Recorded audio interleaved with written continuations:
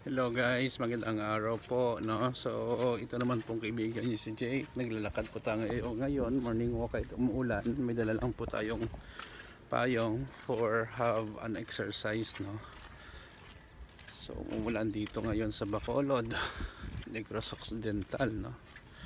So, sa video na ito guys, share ko lang po sa inyo ang personal opinion ko po, no? Bawat tao, iba-ibang opinion, no? So, ang topic ko, bakit po sayang bumili ng high-end na phone, okay? Wala man nung masama kung marami kang pera at saka teki ka na gusto mo palaging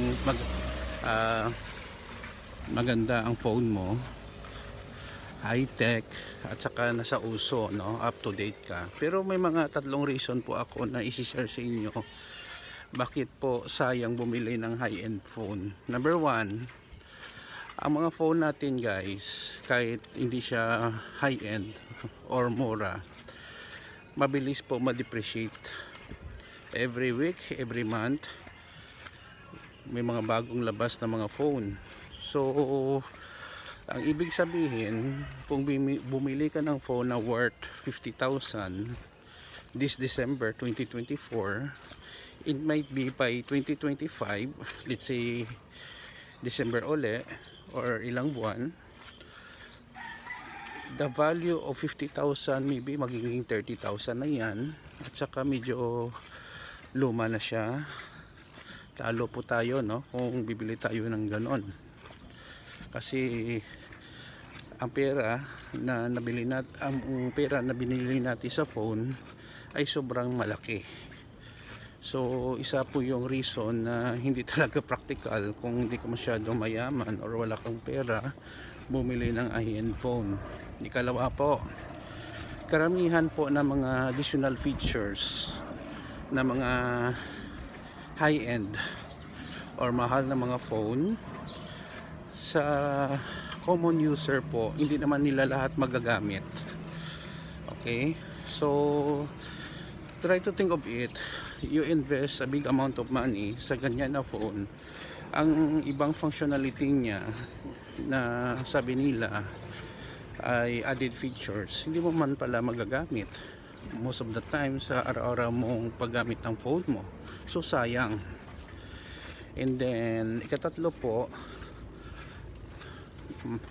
na reason sayang ang pera. Yes, because kung bumili tayo ng high-end na phone, we invest a big amount of money. Iba nga umuutang pa sa mga credit cards, sa lending, no, or sa tao para bumili lang po ng high-end na phone like iPhones or high-end Android. So we have to be practical lang po. Mangungutang ka for a high-end phone, may interest yun, babayaran mo rin. Kung di mo babayaran, magkakaproblema ka pa sa kaibigan mo kung nang umutang ka. So yun lang po guys ang mga reason, tatlong reason ko po bakit hindi maganda ang pagbili ng high-end na phone kung wala kayong masyadong pera, no? Sana po may nakuha din kayong aral. Depende din po sa inyong desisyon sa buhay. Pero ako po, I am very practical naman po. Actually, yung ginagamit ko ngayong phone is iPhone 7, no? Luma na siya. Pinapalitan ko lang ng battery for around 1,000 pesos yata. Okay pa rin. Okay naman siya. So, karamihan kasi ginagamit ko dito is tawag, text, karamihan tawag. And then, Facebook, social media, email. Yes, yun lang po.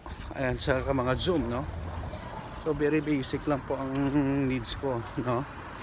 So iwan ko sa inyo, hindi naman ako masyadong nag-games dito. Wala naman games dito sa iPhone ko eh.